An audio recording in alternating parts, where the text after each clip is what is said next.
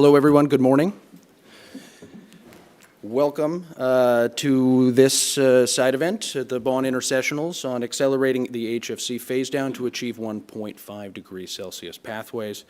My name is Nathan Borgford Parnell. I am the Science Affairs Coordinator for the Climate and Clean Air Coalition, and I have to say I'm very happy to be here. HFCs and controlling HFCs quickly is near and dear to my heart. When I was a newly minted international environmental attorney from the United States, my first job was to support negotiations in the Montreal Protocol in what eventually led to being the Kigali Amendment, which was passed in 2016. It's where I began, and it's where my heart will always lie. The Kigali Amendment to control production and consumption of HFCs was special in many ways, one of, not least of which, was that HFCs are not ozone-depleting substances, and the Montreal Protocol was originally formed with the exclusive purpose of managing ozone-depleting substances. The Kigali Amendment really was not the first time that the Montreal Protocol really took on, in a direct way, supporting climate mitigation, because all ODSs are also greenhouse gases, and many of the first that were managed back in the late 80s and early 90s were many tens of thousands times more powerful than CO2 at warming the climate. But the Kigali was really quite important because HFCs are not ozone depleting, as I said. So it was really a full step into the climate space to support the community that we're addressing here in the UNFCCC.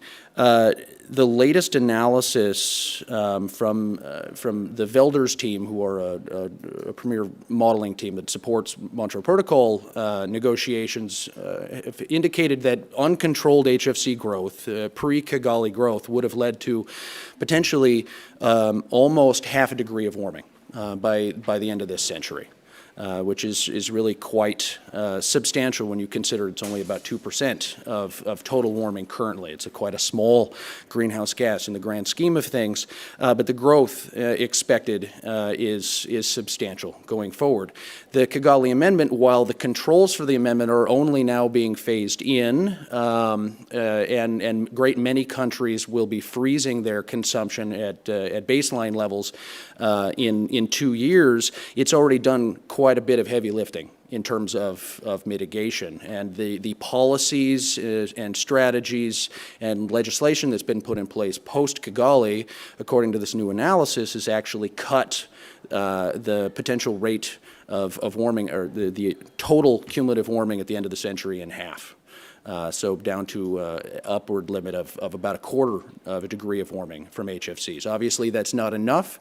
So full compliance with Kigali as it stands now will actually get us all the way down to an estimated 0.04 degrees of warming contributed by HFCs. That's just an impressive conclusion of a protocol that started not addressing climate at all and only really looks at consumption and production, doesn't manage emissions of these important greenhouse gases.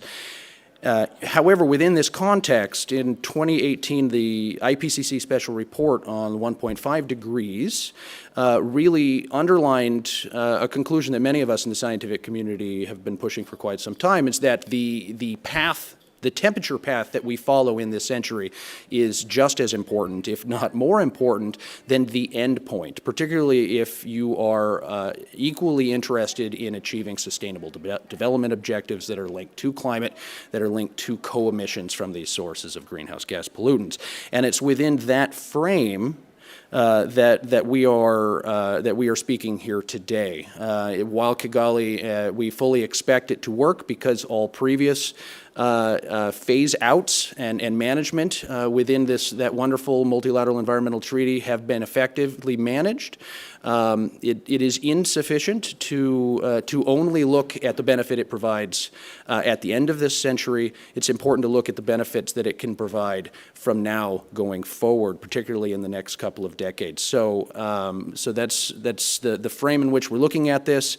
We're going to begin with a scientific presentation that looks specifically at the ambition of Kigali in the frame of these 1.5 degree pathways, and then that's going to be followed by a raft of presentations and a moderated discussion from countries that have already started taking action and are interested in sharing best practices to help other countries take even more concerted action, even beyond the commitments in Kigali, to achieve substantially faster mitigation with substantial co-benefits for development and climate. So without further ado, I would like to present my esteemed colleague, Pallav Purohit, who is a senior research scholar at the International Institute for Applied Systems Analysis in Austria.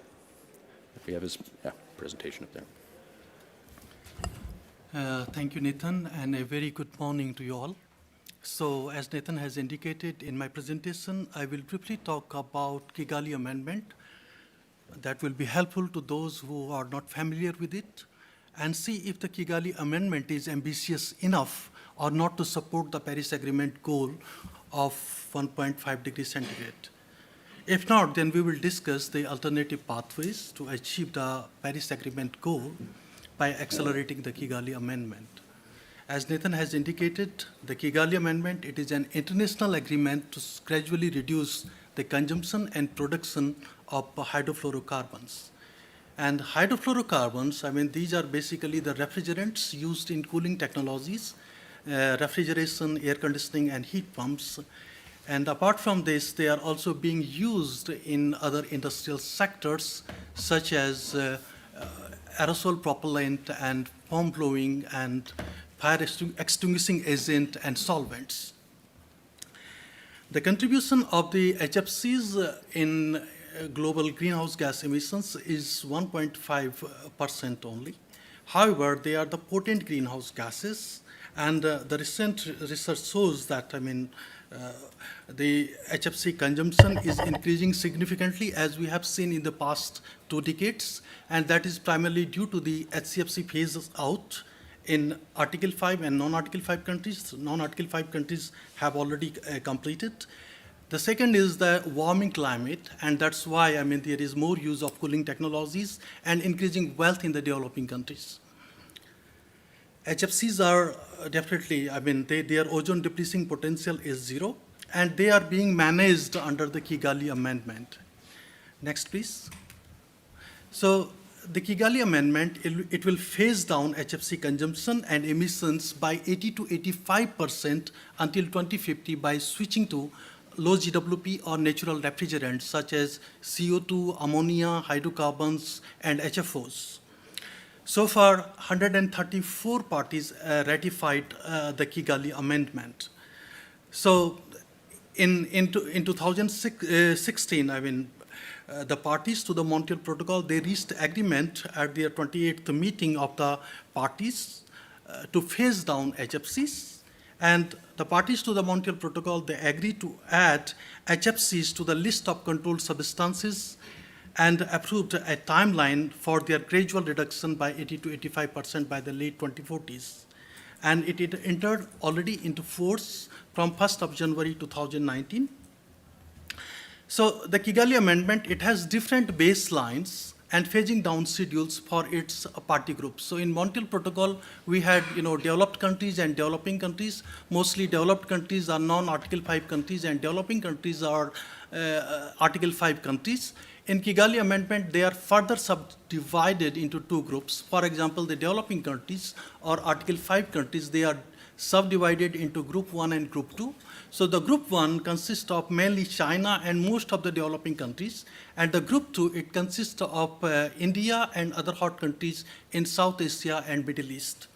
Similarly, in case of non-Article 5 countries or industrialized countries, there are also 2 groups. One is the earlier started, like the EU, US, Canada, and other industrialized countries.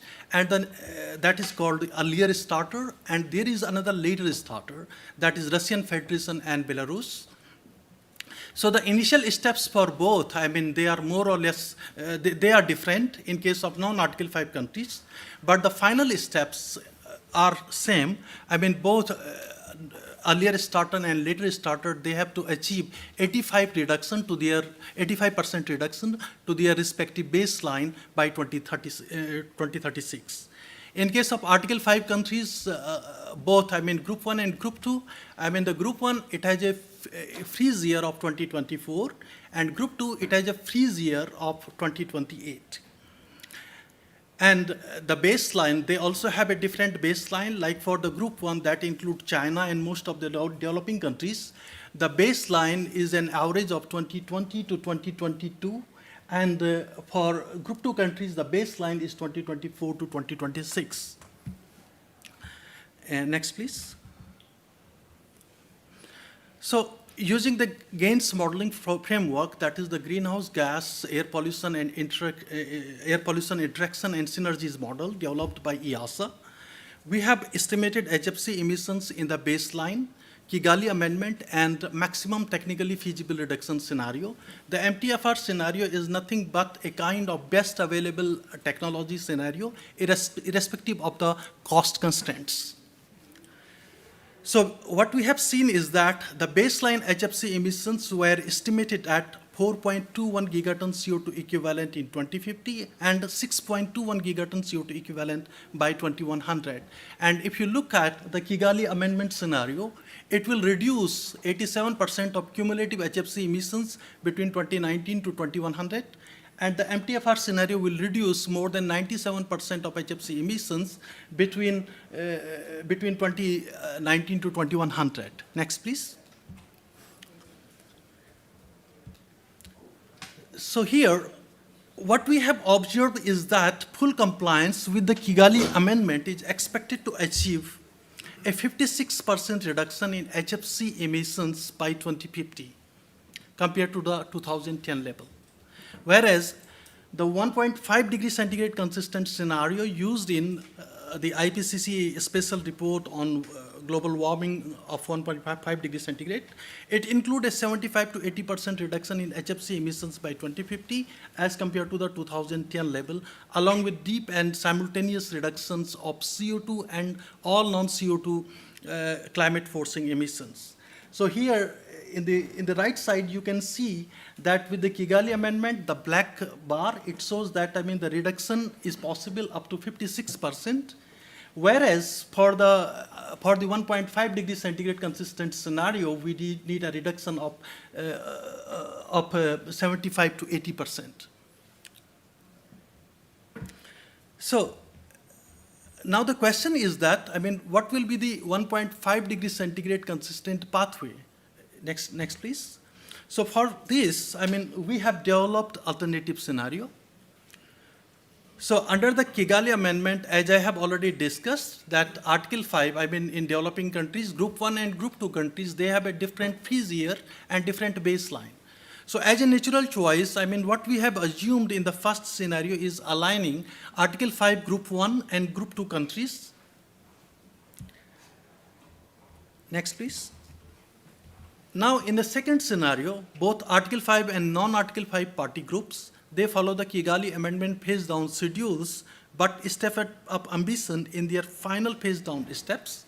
And that is the non-Article 5 party groups, they will have 85% reduction in 2036. And starting in 2036, for non-Article 5, with Article 5 following only in the year 2050, to 95% below baseline in the year 2050.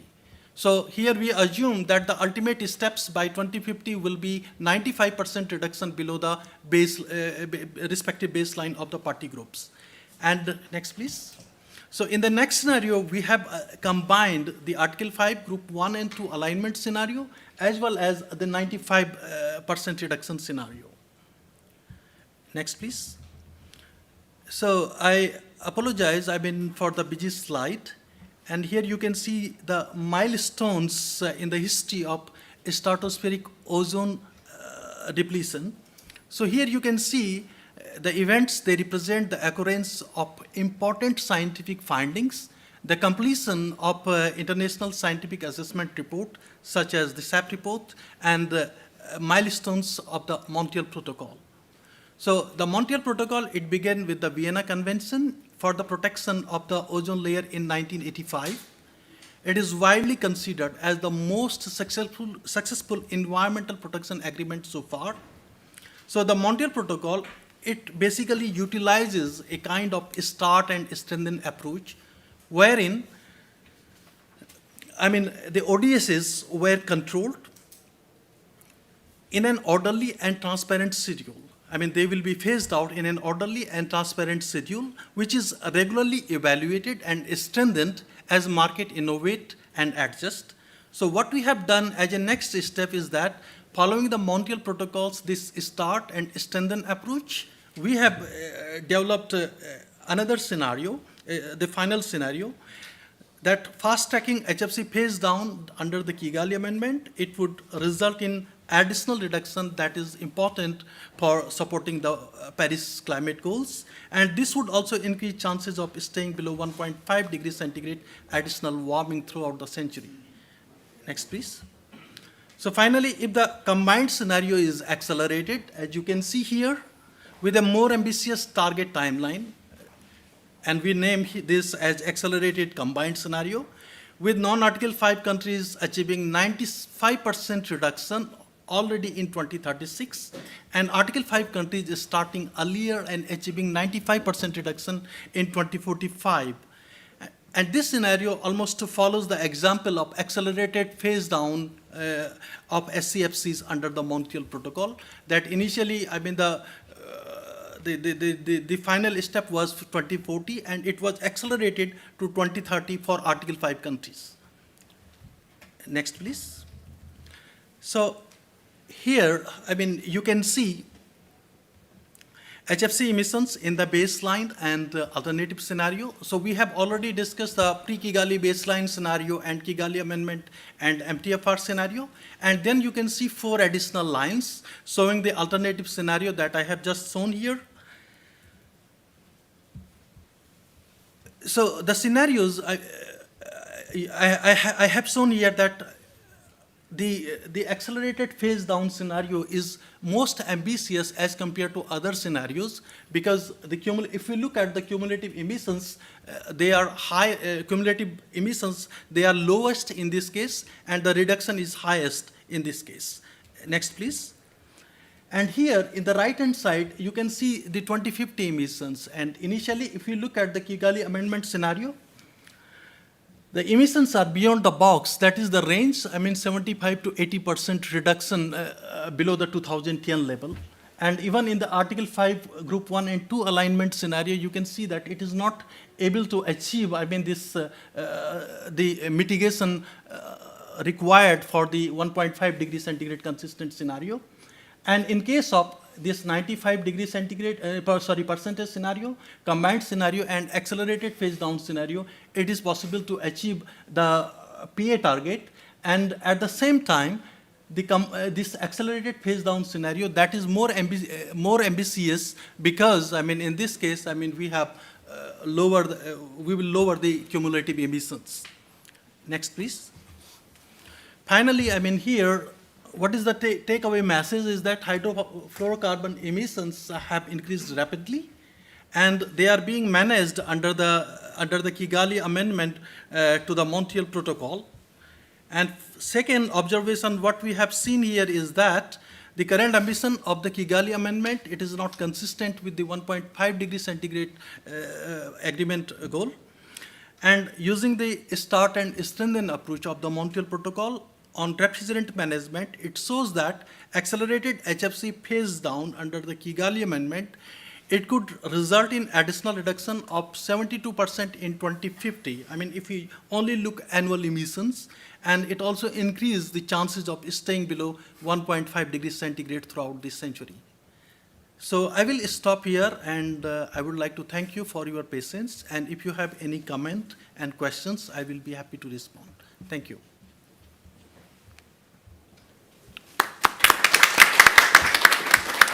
Thank you very much, Pallav. A lot of food for thought. Now I want to pivot to a number of country examples of action that's taking place, particularly in the Asia-Pacific region. Starting with, actually, let me get prepared before I do the introduction. I'll get your presentation in place. Naomi Inoue, I hope I pronounced that correctly. I apologize. Okay, I practiced it a little bit. Deputy Director of the Office of Climate Change Negotiations at Global Environment Bureau at the Ministry of Environment of Japan. He's going to be talking about their fluorocarbon life cycle management initiative and its future perspective. So, please, sir, take it away. Hello. Is it audible? Okay. Thank you for your introduction, Nathan. Hi, good morning, everyone. My name is Naomi, and I'm very happy to be here. And first of all, I'd like to extend my appreciation to the organizers of CCAC and IIASA and UNEP Coalition, and then other distinguished guest speakers. I'm very happy to be here. Japan has been in a good cooperation with CCAC, and especially we think that covering all of the GHGs in the NDC is very important, especially HFCs, of course, and the methane. Such gases are very important. And then how can we do this is should draw attention, and then now it's gathering attention of the world. So I think it is very good timing to have this meeting to share our experiences. So yeah, Japan has implemented various activities to address the bank issues of HFCs and other fluorocarbon gases, to contribute to the Paris Agreement ambition and supplementing Kigali Amendment. So, and yeah, we need to do more on top of the Kigali Amendment activities. So that's, and then here is to share what we are doing. So the next slide here, to start with, let me briefly introduce Japan's NDC target in 2030 and long-term goal in 2050. And HFCs emissions reduction. Japan has committed to reduce GHG emissions by 46% in 2030 and will continue strenuous effort in challenge to meet the lofty goal of cutting its emission by 50%. It's very complicated, but basically 46 is our NDC. But there is a political message, a strong message to say that we will keep on heading for 50%. That is very ambitious, but we will do that. That's a political message. But anyway, that is NDC for 2030, and Japan will aim for a net zero emission by 2050. As for HFCs emissions, Japan aims to reduce by 55% by 2030, and through implementing life cycle management approach, which is the topic I would like to deliver today. Next, please. Here, let me introduce the concept of life cycle management of the HFC with the example of our domestic efforts. Life cycle management aims at controlling HFCs in all stages, namely reducing consumption and preventing leakage while in use, recovery from appropriate collection, and destruction and recycling at the final stage.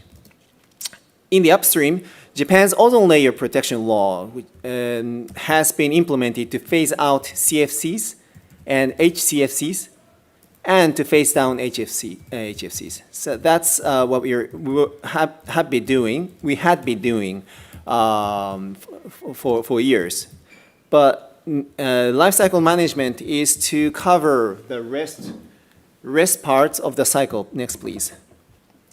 So the Montreal Protocol only control the production and consumption of fluorocarbons, which is the upstream of the life cycle. Japan recognizes that it is crucial to control furthermore in the middle and downstream of the life cycle.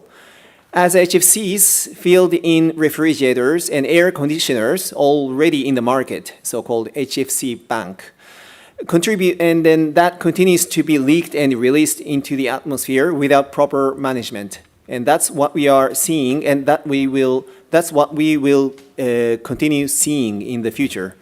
In this regard, Japan strengthened the Act on Rational Use and Proper Management of Fluorocarbons in 2020 to address the those emission. Next, please.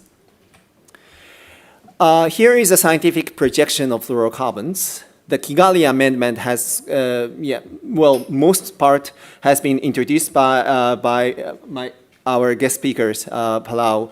But just to quickly touch upon, Kigali Amendment has contributed to control production and consumption of HFC, and emission is expected to increase approximately 2 billion tons CO2 equivalent due to the bank. And the global cooling demand is rapidly growing, in particular in developing countries. In this case, while promoting natural and low GWP refrigerant, which is global warming potential, low global warming potential refrigerant is important. And we believe it is necessary to deploy the bottom and downstream measures to control existing HFCs through life cycle management. Next, please. Based on this recognition, our environmental minister, former minister, Mr. Koizumi, called for joint efforts by establishing the Initiative on Fluorocarbons Life Cycle Management, and in short, IFL, addressing HFC bank issue and promoting natural and low GWP refrigerant and high energy efficient refrigeration air conditioning equipments, and international cooperation for capacity building, investment, and raising climate change mitigation ambitions, and HFC-related NDC implementation in developing countries. 15 countries in international organization resonated to this call for action. And I'm very proud that Vietnam has been a very active partner from the beginning. And Cambodia joined in the IFL in February this year. So here I'd like to say thank you for your cooperation, and then I'm very looking forward to working together in this area. Next, please. Through the IFL, Japan has accelerated its efforts through policy dialogue for net zero emission and technological cooperation for capacity building, and investment on joint crediting mechanism, JCM, on HFC destruction. Recently, fluorocarbons life cycle management has been emphasized in the context of climate change mitigation towards net zero emissions in dialogue with ASEAN, India, Vietnam, and Philippines and Thailand. So it's the interest is growing. As to technical cooperation, we are very proud that Vietnam introduced life cycle management approach in recently revised law on environmental protection and decree on GHG emission reduction and ozone layer protection. Also in Cambodia, the IFL supported the Ministry of the Environment Cambodia and to develop technological manual for collection in destruction of HFCs in the local language. So I'm very happy to share our experiences with all of you, and in the later on discussion, if time allows. And next, please. I'm excited here to inform you that the launch of the resource book for good practice of policy measures as one of the first contributions to the cooling hub of CCAC. It contains various examples and cases and then information. So for these contents, Mr. Kato, sitting next to me, will of OECC, he will introduce in his presentation later on. So lastly, you can visit our YouTube channel if you are interested. We have uploaded a number of videos regarding international seminars and policy technology guidance as well. So thanks for listening. Thank you.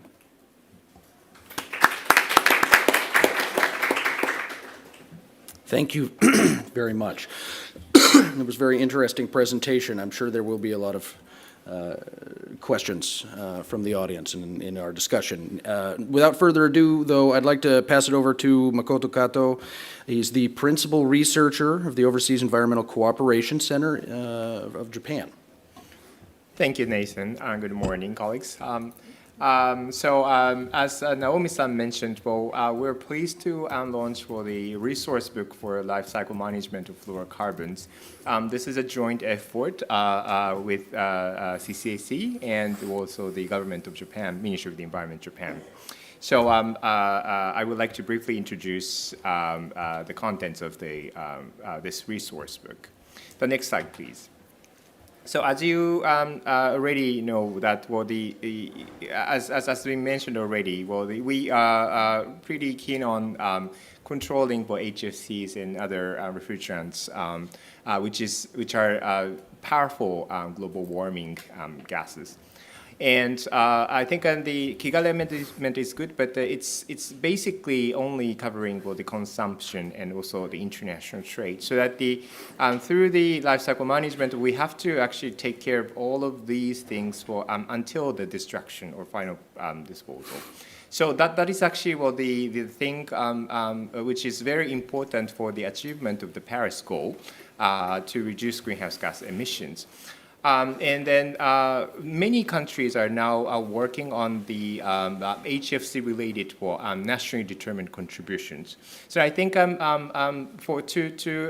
implement this NDCs by reducing HFCs, it's important that countries need to introduce policies and measures in domestic administration. The next slide, please. So the concept of the resource book provides information tips on policy measures for controlling HFCs and other F gases in their domestic administration. The next slide, please. So as one example is what was explained by Naomi-san. In our country, we have many different measures to control HFCs emissions. And also, there are countries which introduce financial instruments, awareness raising efforts, laws and regulations, and transparency and tracking, certification and licensing or capacity building, etc. So that these are actually showcased in this life cycle management resource book for policymakers. Especially in the context of developing countries, I think it's very important to see what kind of policy measures can be implemented or designed and implemented in their country context. The next slide, please. So we have developed this resource book by taking up approximately 20 cases from the upstream of the management and then also downstream and also cross-cutting ways. Here I would like to provide some information, just showing maybe 3 examples here. The next slide, please. So in the process of developing this resource book, there are many voluntary submissions for that. Okay, in my country, we have this kind of interesting policy measures. So this is one case that was contributed by the government and also the private sector association in Slovakia. The Slovakian government and also the private sector are controlling the HFC by tracking and also the registration. And then many countries are actually HFCs or trading and also the sites for using. In many different developing countries, that's something unknown. But I think it's nice to have this kind of certification and tracking system. And then, of course, the Slovakian government provides an online tracking system. And when I show this to my colleagues, especially actually my colleagues in Vietnam, they seem to be very much interested having this kind of tracking system because they are now in the process of upgrading their legal system domestically. So this is one example. The next slide, please.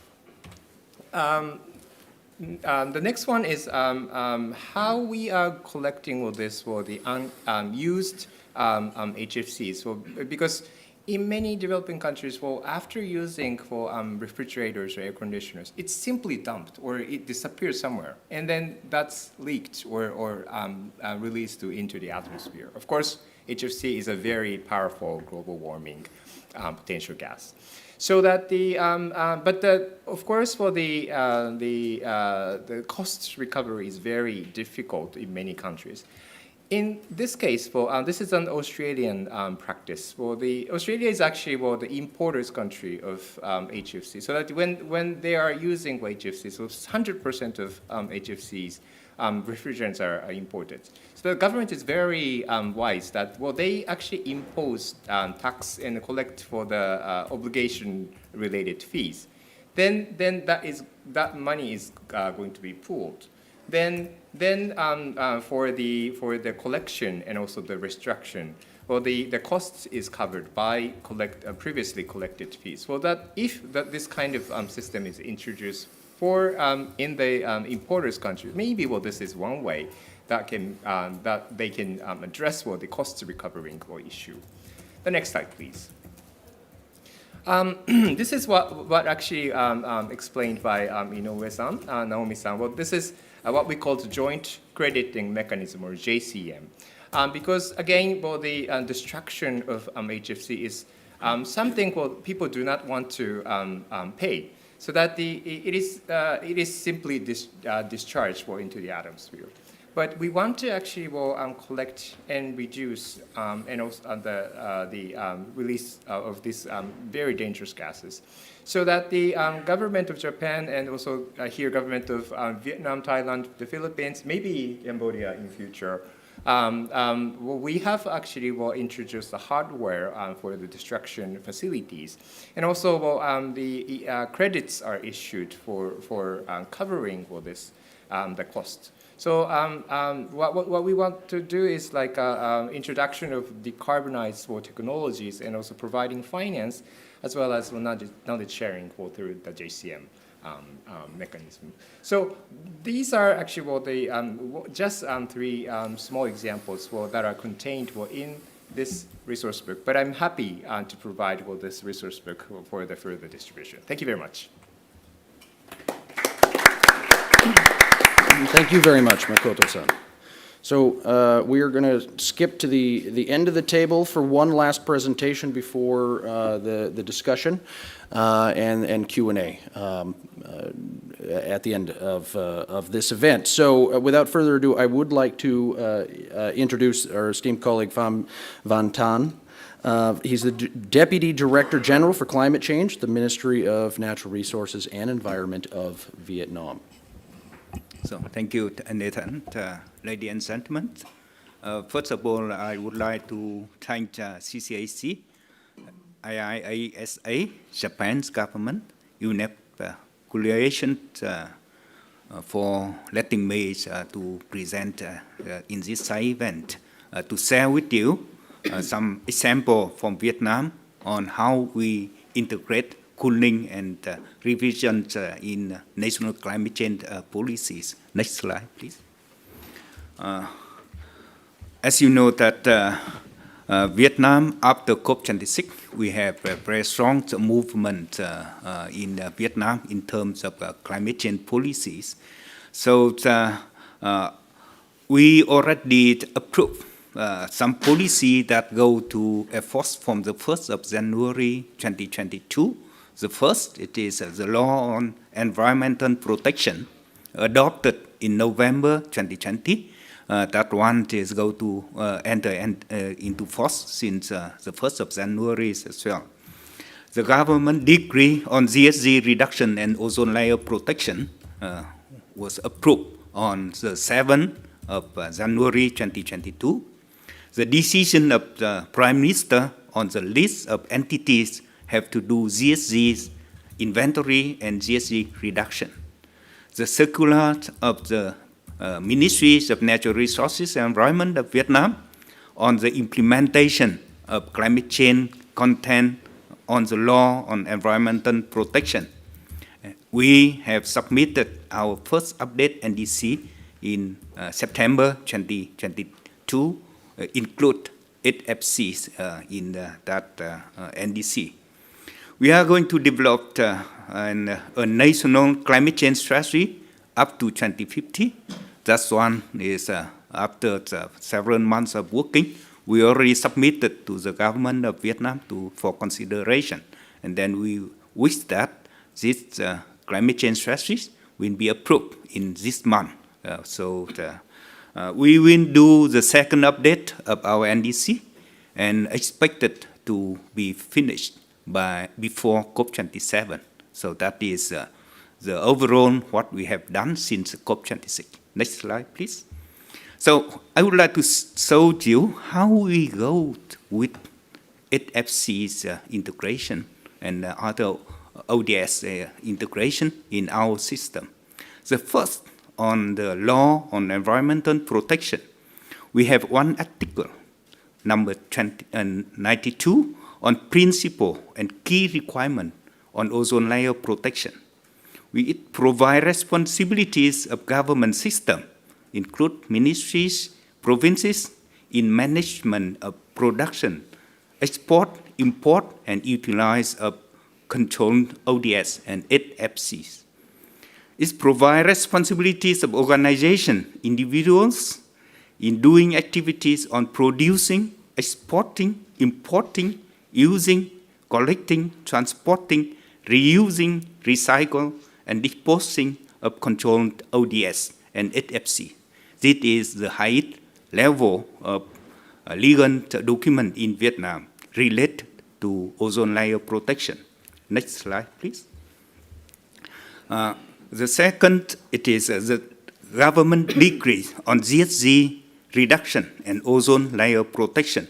It was adopted on the 7th of January 2022 with one chapter and 8 articles specific for ozone layer protection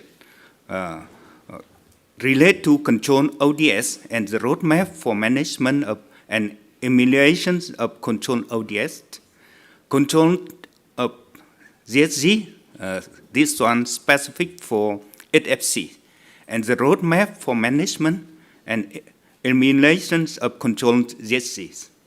Registering and reporting the use of controlled substances, requirement and allocation, adjustment, supplementation of the quota for production, import of controlled substances.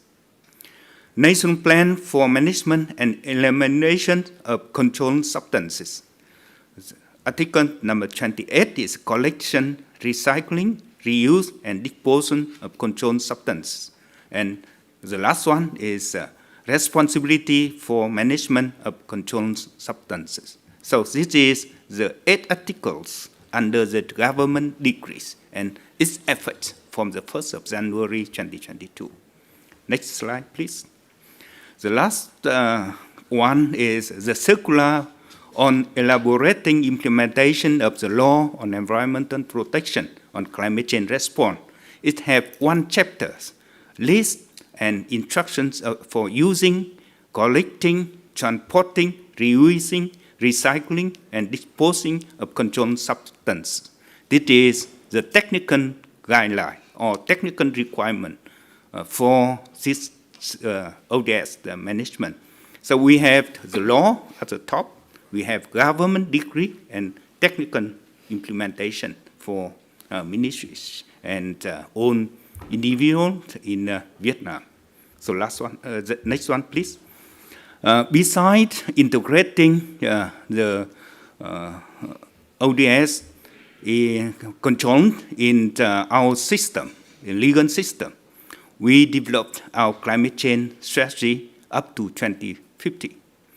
So this is the effort that we have done in the last years, but it's supposed to be finished by the end of 2021.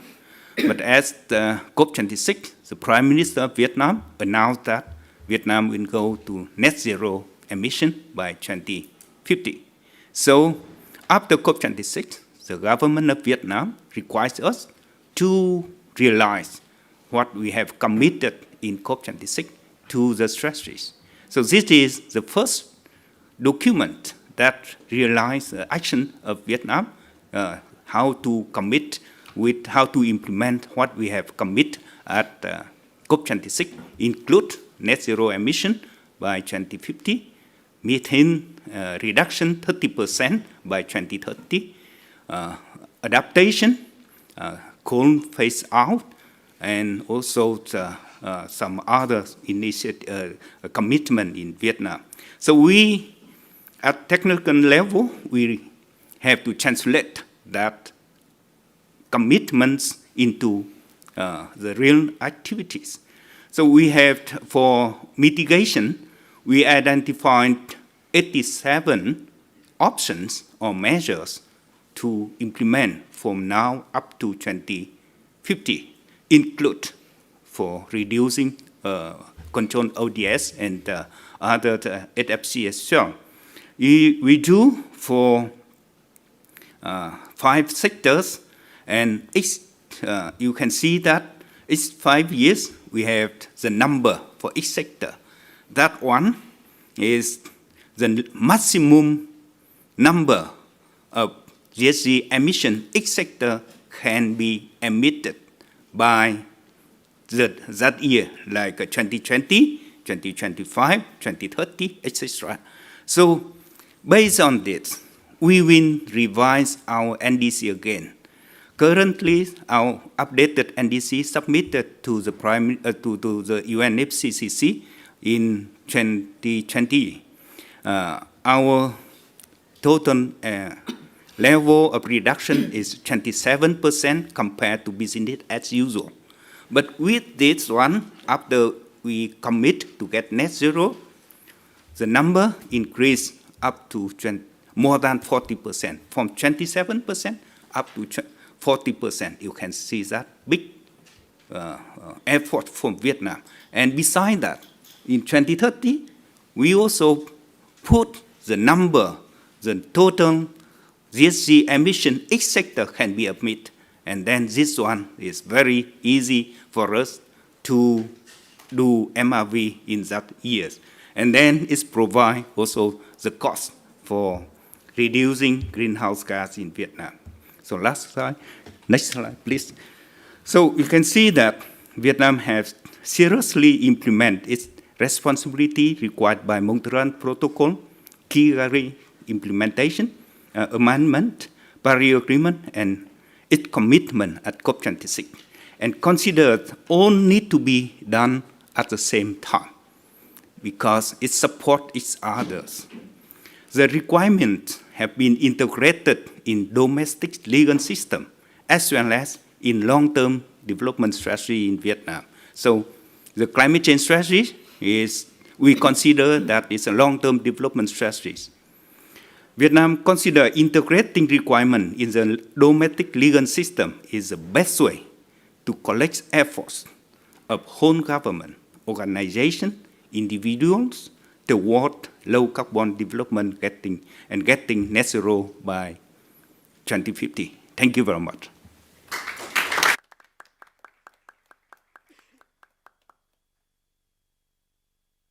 Thank you very much, Mr. Tan, for that excellent presentation. So that concludes the presentations for this event. We're now going to move on to a discussion in this panel, and then loop in the question and answer for the remaining time. At this point, I would like to introduce the final member of our distinguished panel, Dr. Hak Mao, Director of the Department of Science and Technology and the National Council for Sustainable Development with the Ministry of Environment of Cambodia.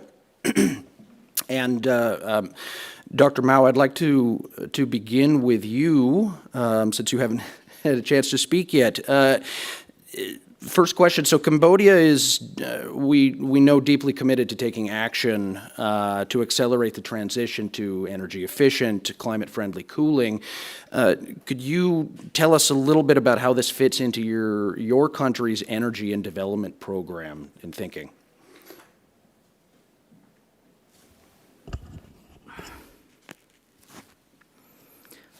Thank you very much. I just would like to change my role. I'm the director of the Department of Climate Change. I moved from Department of Science and Technology to Climate Change. Yeah, first I would like to express my sincere thanks to the co-organizer for organizing these important events. I personally, I had a big confusion between climate change and ODS. And right now I feel that these two become approaching. We have seen that after Paris Climate Agreement 2015, increasing climate action has been taking action. I think almost every country, as we see from our colleague, Vietnam developed a lot of policy and strategies. It's similarly to Cambodia.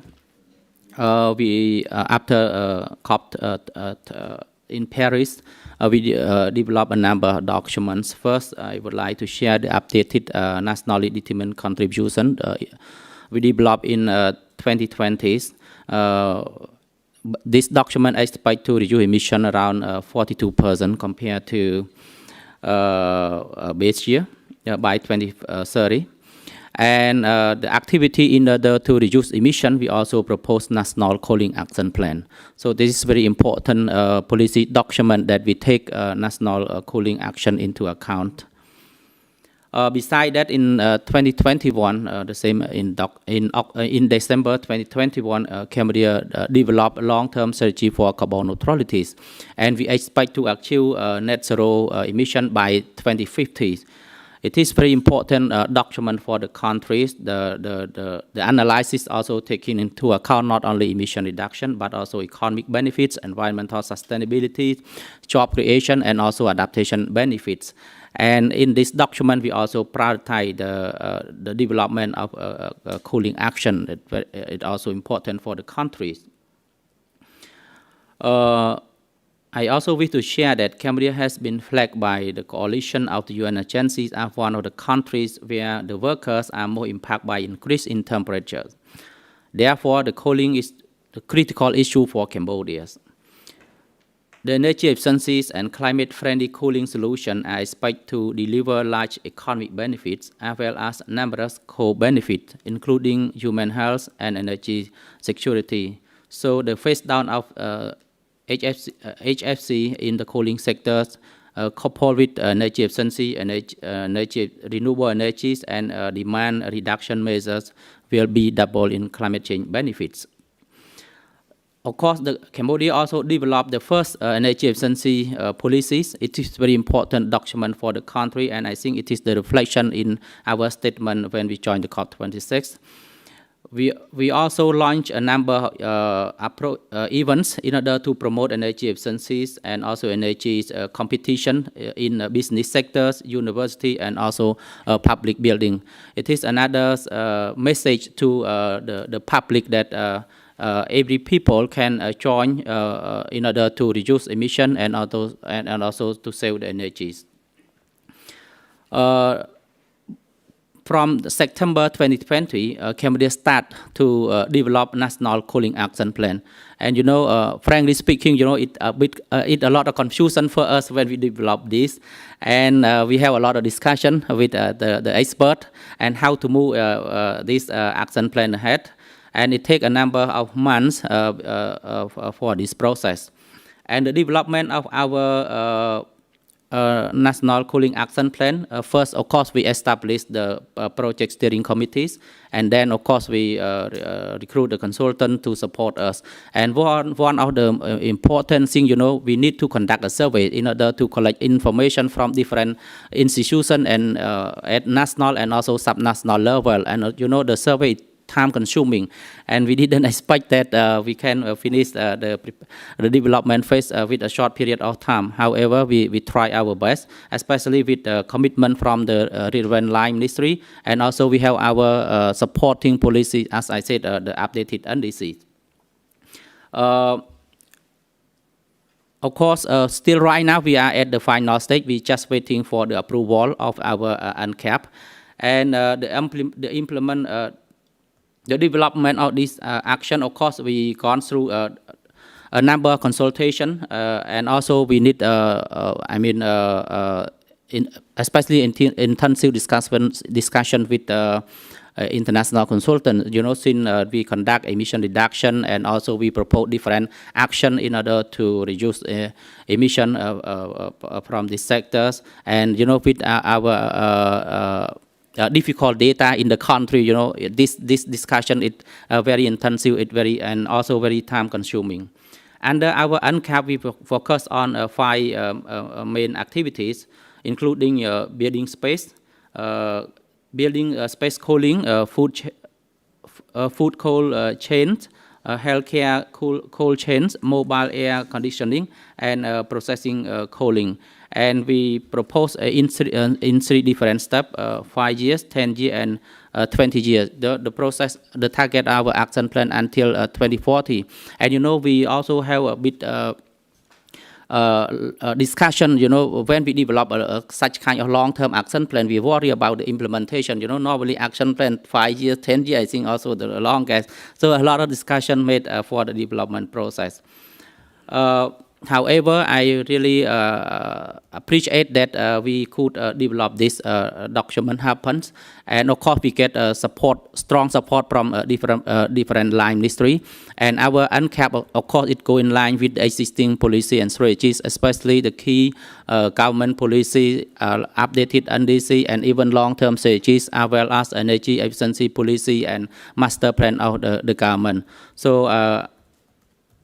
Right now, we stand ready to translate this UNCAP to concrete implementation, and we hope that we're waiting for all our partners to participate with us. And I'm happy with our Japan colleague that work very concrete with our country. And thank you very much.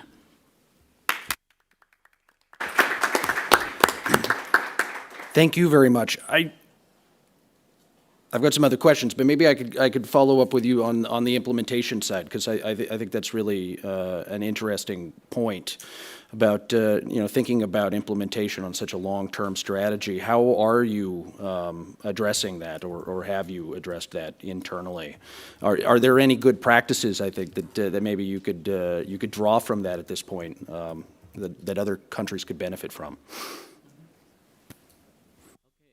Thank you very much. For our long-term, after we develop our long-term strategy, we also develop our long-term strategy implementation plan.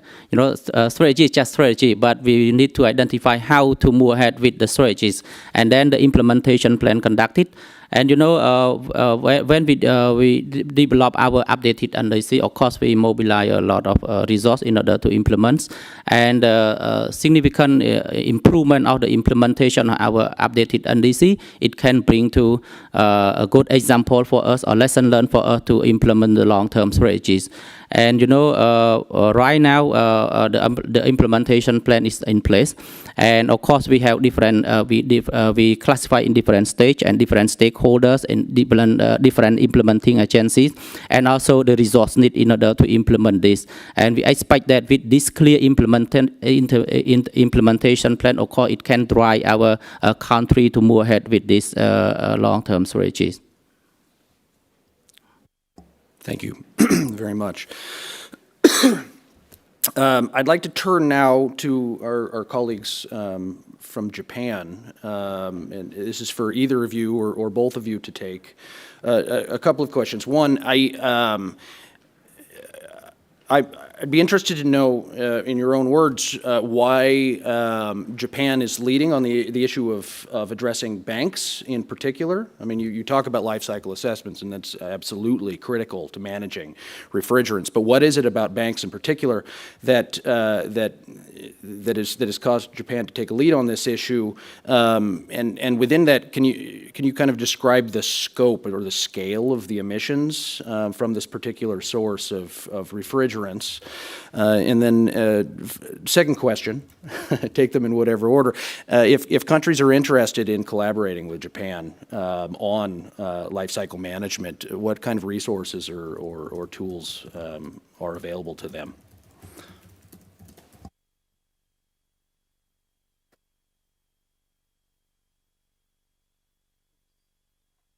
Okay.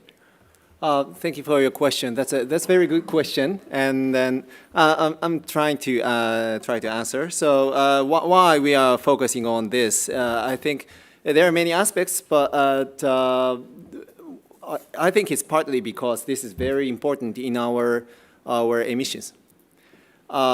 The emissions of Japan currently we are seeing 7 years subsequent reduction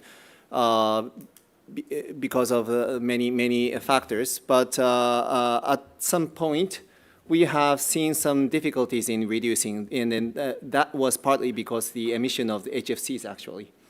And then other GHGs like CO2 has been successfully reduced, but fluorocarbons, especially from banking and then bank sector, and then it seems that the collection process, the system was not working in to some extent, and then there has been emission in that sector. So that's why we have developed and then amended the law to control those emissions from the bank, and then we did it. So it's that is. Yeah, that's the answer, I guess. And that's in the scale, I'm not sure actually, but my colleague is. I wonder if my colleague can answer, but 福田君なんかわかる急に聞かれた。Okay. So he was not prepared, but it's not a big, well, 90% or more is CO2 in Japan among the GHG. So fluorocarbon is basically not big deal, well, not big proportion, but still it's giving impact on the overall trend. And that we think it's, that makes us real serious about doing this. So regarding the resources, maybe I wonder if you can, the second question. Yeah, thank you very much. Just to responding to the first question from my also perspective, I think that there are lots of benefit of working on HSA bank issues. It is a problem. It is an issue of climate change, but it is, as we have mentioned, this is a downstream issue. So that we are working with, for example, like waste management society, communities, and it's related to for example, e-waste treatment, also like a vehicle land end of life treatment. So that is actually coupled with many different activities with extra benefits. So that's something we can also highlight for the importance of working on bank issues. Resource part, we have many different programs. One significant and very sort of like distinguished one is like a joint crediting mechanism. Well, the government of Japan is providing sort of like this time like a subsidy program, financial support program to introduce the decarbonized technologies. Well, this one is, for example, like the destruction facilities introduced at cement kilns or like waste incinerators or dedicated for the destruction facilities. So that already in Vietnam and the Philippines and Thailand, we have already introduced, and we want to do more. And also about not only about the financial contribution, but also technical cooperation.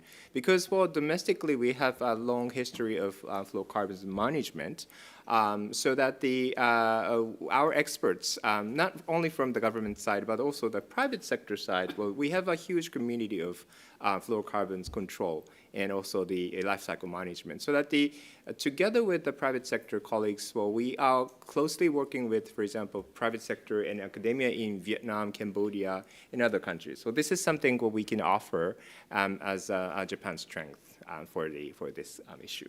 Thanks. I don't think you mentioned the name of the the funding mechanism. Oh, JCM, Joint Crediting Mechanism. Yeah. All right, write that down. If you want to support from Japan. Anyways, thank you very much.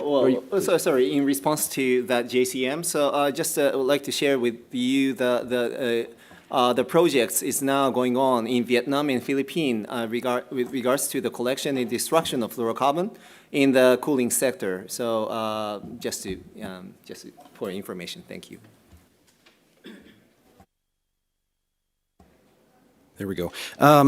Turning now to Mr. Tan, just one question. It was a very impressive presentation and a very detailed strategy that you've outlined with concrete numbers going forward.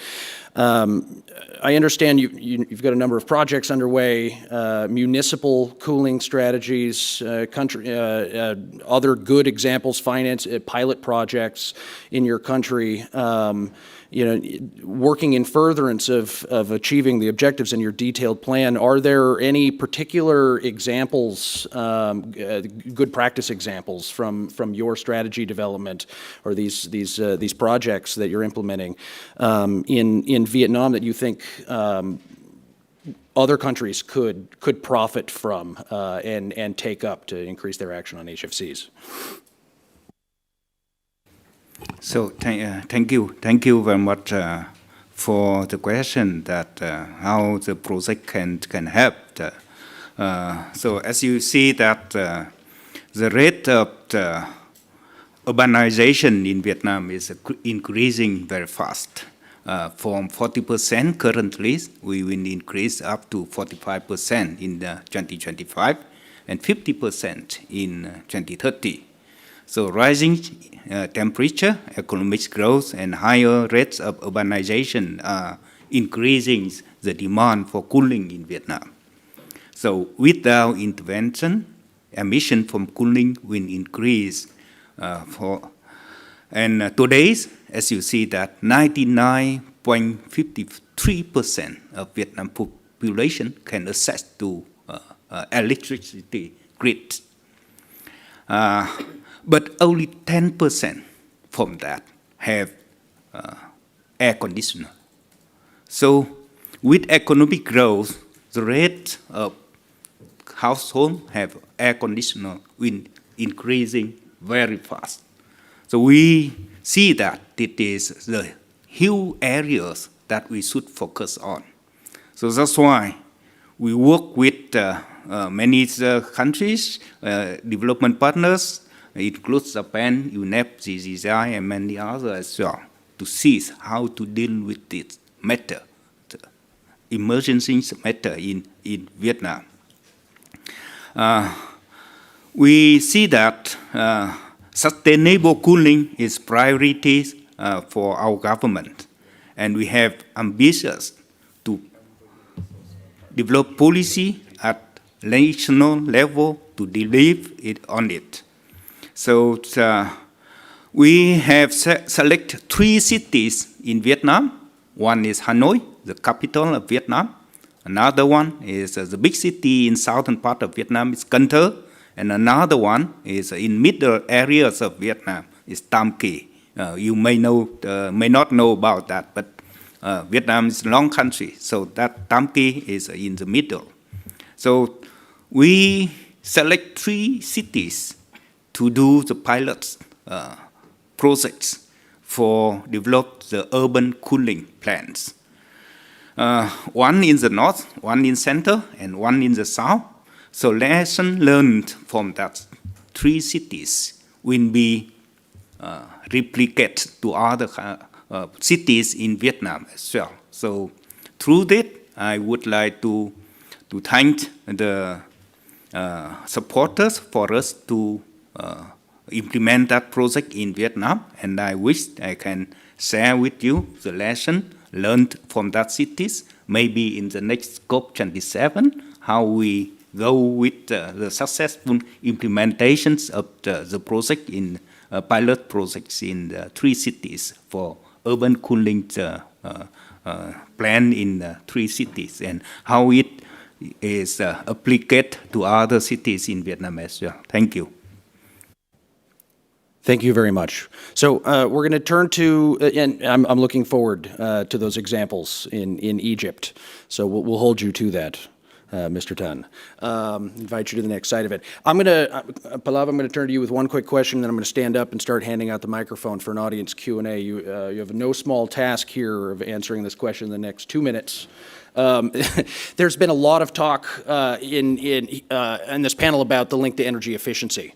And I was thinking, you are potentially the best person here to really talk about how how refrigerants link to energy and energy consumption, and the impacts of choice of refrigerants and choice of cooling technologies have on energy consumption, how potentially we can profit from that link to achieve additional action towards HFC phase-out and climate mitigation. Yeah. Thanks, Nathan. So definitely, I mean, this transition towards low GWP as well as alternative refrigerant is linked with the energy efficiency. We have finished, I mean, one study in 2020, late in 2020, and we have analyzed that what will be the impact of enhancing energy efficiency along with HFC phase down. And what we have observed is that the energy efficiency potential is more than,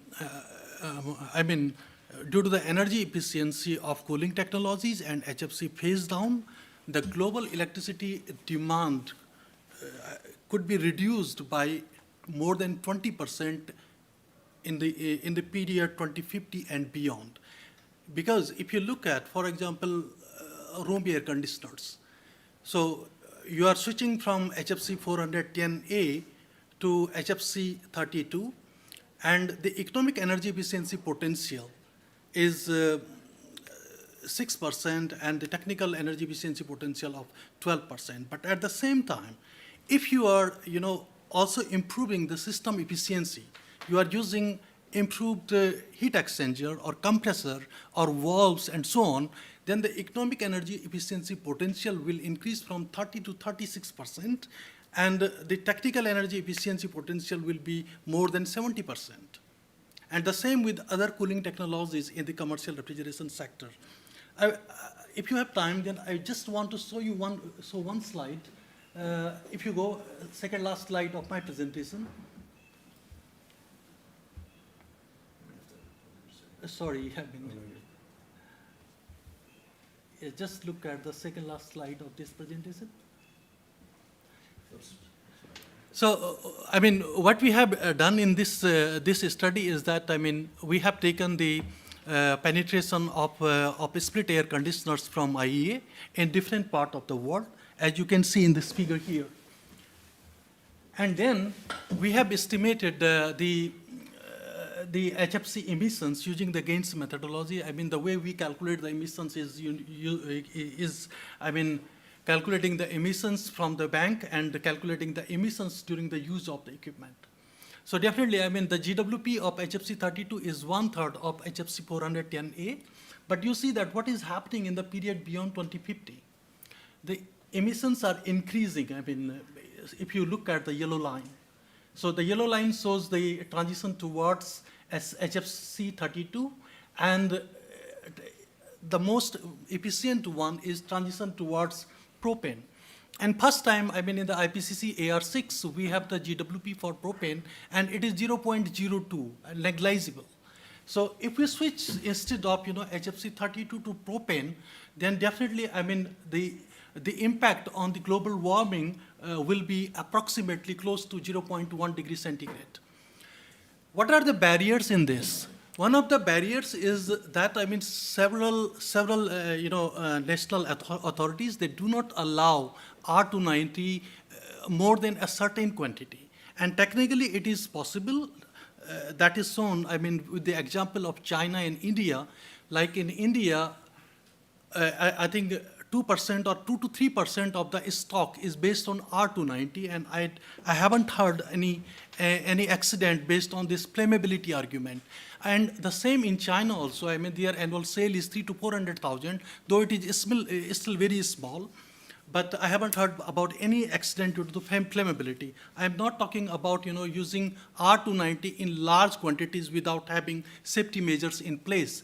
But this needs to be promoted. I mean, at least in the split ACs, having capacity less than capacity 7 kilowatt or something like that.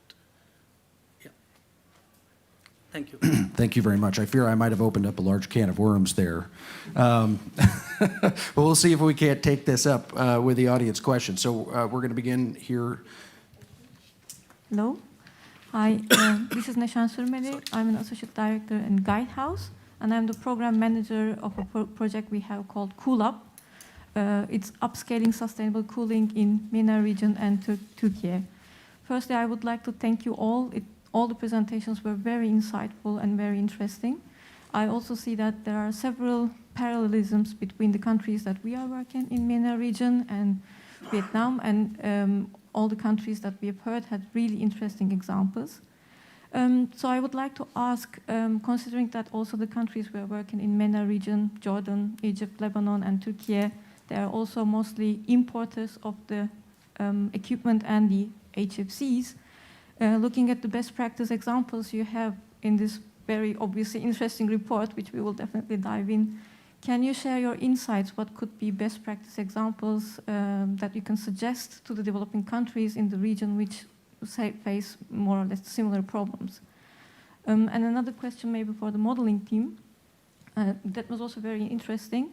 In Cool Up program, we are looking into energy efficiency, but also specifically focusing on the natural refrigerants.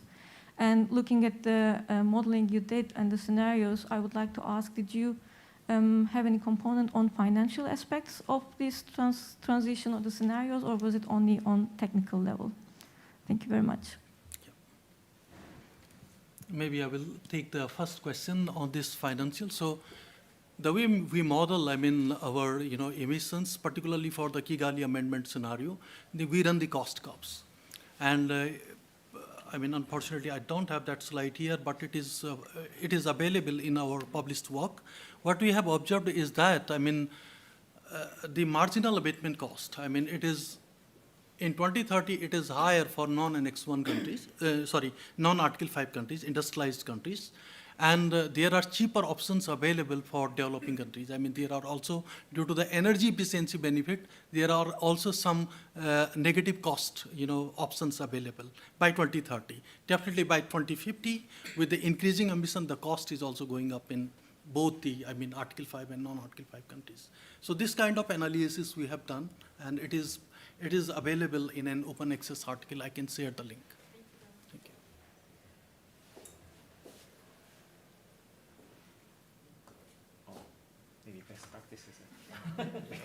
Okay, I'm the one. Thank you very much. Well, there are many best practices, good practices, but one thing from my own experiences, so that the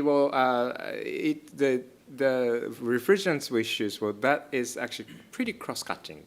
So that for example, environmental ministry, they're working very hard, but this needs to be actually backed up with, for example, like the industry ministries, and also the industrial associations and the private sectors, and that actually will cut across different sectors. And also, as I mentioned, this is more like upstream issue, middle stream issue, and downstream issue. So if I explained about the widespreadness of this issue, people really seems to be, they feel daunting. This is a daunting thing. But I think while it probably takes a little more time, but I think it's good to start with like reaching out on different stakeholders. And if it is, then I think the countries started crystallizing these networks and also the norms into legal and also the planning instruments, as the Vietnamese government, also Cambodian government provided in this meeting. So I think this takes time, but I think there are lots of things you can do, you have to do, and I think what you are willing to do probably. So that's my response. Okay, so since Mr. Kato and Naomi mentioned a lot, many times about Vietnam, so I don't know if it's best practice or not, but we can tell you how we have done with it. First, with support from many countries, include Japan, we do a lot of awareness raising. communication, the many program that we raise awareness for different level, and we see that it is responsibilities of the introducer, the producer, the user, and many others as well. And then we put it in the government requirement, like you see that now we put in the law, so that it's become legal responsibility. So from volunteers that we do in the few years ago, and now we put it in the legal requirement. And as Mr. Kato also mentioned, that it's cross-cutting. So the role of the ministries for coordinate on such kind of activities. And then we put the system that we can manage it online, like how many kilo of the HFC or ODS can import and where it go, and then etc. So anytime we can access that data, and then we can see how it go, and then we manage that. So it is what we have done so far in Vietnam. Thank you very much for the question. Thank you.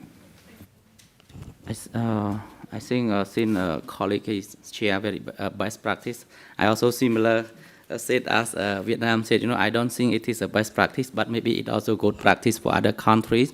I think that cooperative approach is very important. We need to get different stakeholder participation, both line ministry, private sectors, and academia.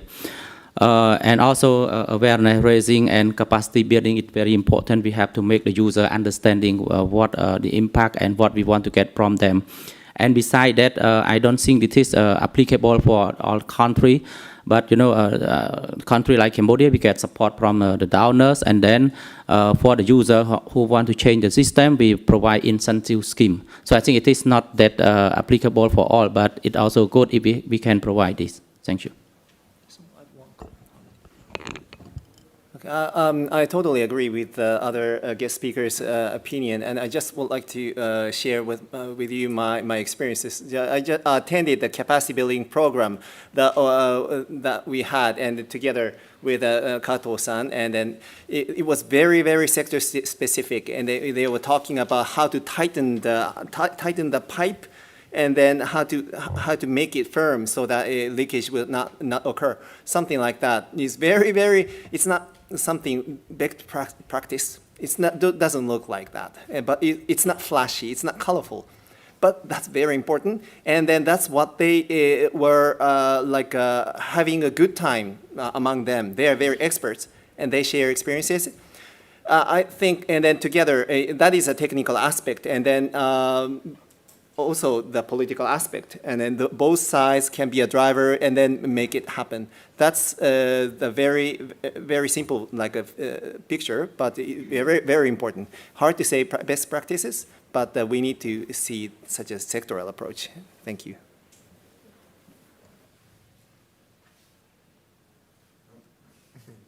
Very good question that spurred a lot of comment. Thank you very much. Are there any other questions from the? No?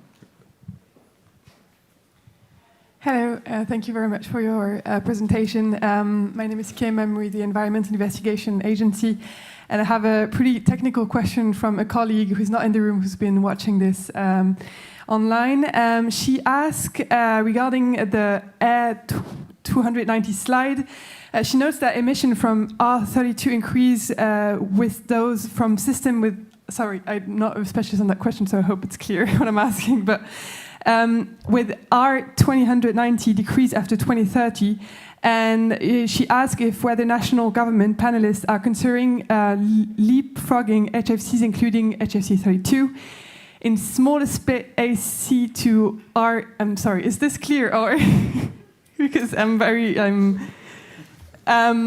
so basically, she asked if you are considering reducing HFC, including HFC 32.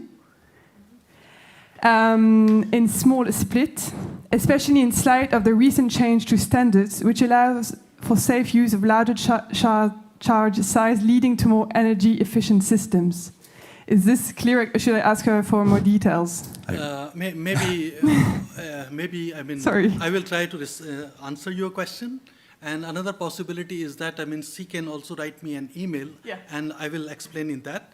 But I would like to mention here that all the 3 lines I have shown here, either the baseline, either the HFC 32 or R290, in the baseline, I mean, in the initial years, like in 2020, we have around, 40% of the global stock is based on HFC 32, and that is already considered in all the 3 scenarios.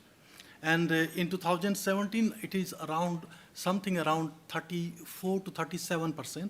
That is the global stock based on HFC 32. Yeah, that's what I want to say here. Okay, she'll follow up with an email probably. Yeah, exactly. Thank you very much. She can contact me. Yeah. Great.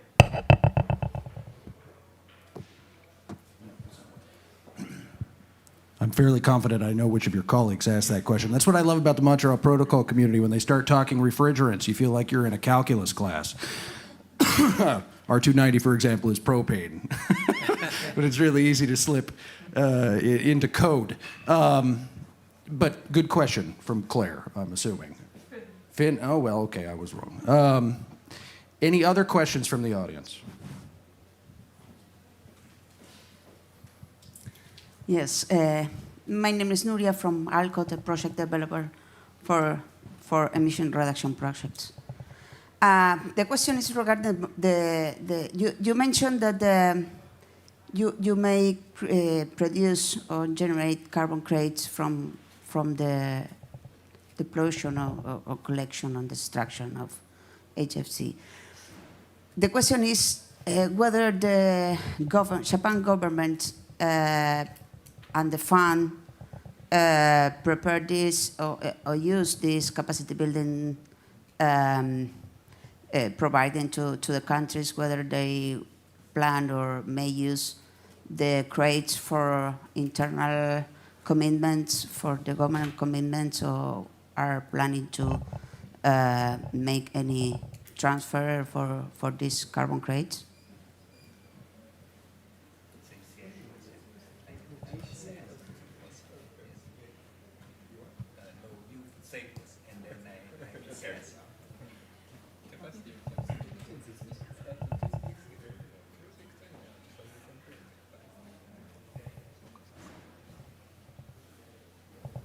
Thank you for your question. Yeah, as I mentioned, we have already are having projects in Vietnam and Philippines, and that it is related to the fluorocarbon collection and then destruction scheme. And then basically we are trying to introduce HFC reduction facility. So yeah, and then try to reduce the emission, and then that we try to get that as a credit and then use it for reduction. But anyway, that is the basic scheme. But we have capacity building projects in relation to that, accompanying with these objectives. So yes, we are having that. So, but in detail, maybe, yeah. Thank you. So I would like to say that how Vietnam and Japan can work together to create the carbon credit under the joint credit mechanism, JCM, maybe example that you may apply for the countries and others as well. So basically is that we see the potential for reduction of GHG, like either from cooling or other energy efficiency as well. So the project developers will come work with companies in Vietnam and identify the potential, and then they propose the methodology. Then we have committee between 2 countries see that reduction is real. Based on which methodology they apply. Normally we apply the CDM methodology that already approved by the executive board, or we developed the new methodology. Then the credit after the government of Japan supports the fund for companies in Vietnam to implement that. Then we create the credit, and that credit can be transferred to others. So that is the practice we do. And through that, we receive the support for reducing energy, for example. And then we get the technology. And through that, we get the capacity building for the developer, for the implementer, and for the government side, that we can see that how to do MRV in real practice. So that is what we have done several years so far. Thank you very much. Yeah, thank you. A wonderful question. Again, just proves the incredible depth of experience and knowledge we have on this panel today. We could probably keep talking for quite a while longer. Unfortunately, we have reached the time limit for this session. So I want to thank all of you here physically and in the Twitterscapes who are joining us for this panel during the intersessional. Please join me in a final round of applause for our panelists.